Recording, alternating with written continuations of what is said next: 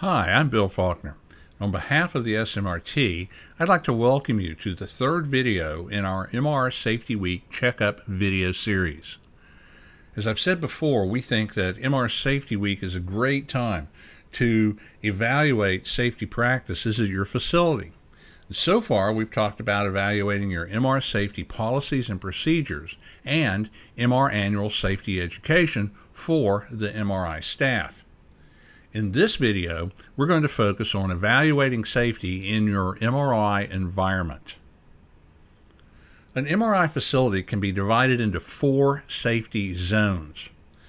Zones 1 and 2 are considered outside the MRI environment and as such do not require safety screening prior to entering either area. Zones 3 and 4 are considered the MRI environment and as such access is to be restricted. Patient screening, as well as screening for non-patients and non-MR personnel, is to take place in Zone 2 prior to being admitted into Zone 3. There is to be secured access between Zones 2 and 3. So, how effective is your secured access? And who has access? Is it trained MR personnel only, or do non-MRI personnel have free access? Is this access privilege tied to having completed annual safety training? Zone 3 regions should be physically restricted from general public access, using, for example, key locks, passkey locking systems, basically any reliable, physically restricting method that can differentiate between MR personnel and non-MR personnel. Only MR personnel are to be provided free access, such as the keys or passcodes, into Zone 3, and there should be no exceptions to this guideline. And specifically, this would include hospital or site administration, physicians, security, or other non-MR personnel.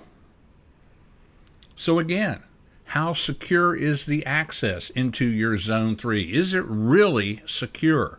Is it effective? And actually, very important, is it consistently enforced? Access into Zone 4, the MR scan room, is to obviously be very tightly controlled and as such be under the direct supervision of Level 2 personnel at all times. Take a look at how often you see your scan room doors left open and possibly unattended, if even for a few seconds. To non-MR personnel in the area, an open door can easily imply that the magnet is not on.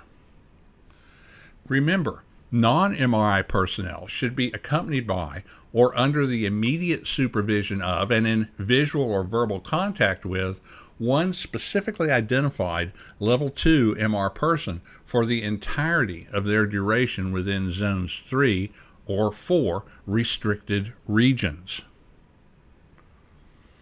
It is very important to directly supervise non-MRI personnel when they're in the MRI environment. Now, in this particular instance you see depicted here, a respiratory therapist was wheeling a ventilator into the scan room, and he knew that it had to be kept a certain distance from the magnet, but he was focusing on trying to find an outlet to plug it into. Now, although he had some MR safety education, remember that these types of support personnel can become complacent quite quickly, as their knowledge about the MRI environment is just simply not their forte. Do you have a strong handheld magnet available? These are very useful for testing objects and devices for ferromagnetic components. Do you have a procedure to identify, test, and label equipment or items that will be in the MRI environment as being either MR conditional or MR unsafe? If not, this is a good time to start. So, in summary, take a critical look at your workflow as it relates to access and patient flow. Look for any items, actions, or activities which could result in an MRI safety incident. And that brings us to the end of our third video in our MR Safety Week checkup series. In the next checkup video, we're going to look at safety screening and patient preparation procedures. So until next time, this is Bill Faulkner. Thanks again for watching, and take care.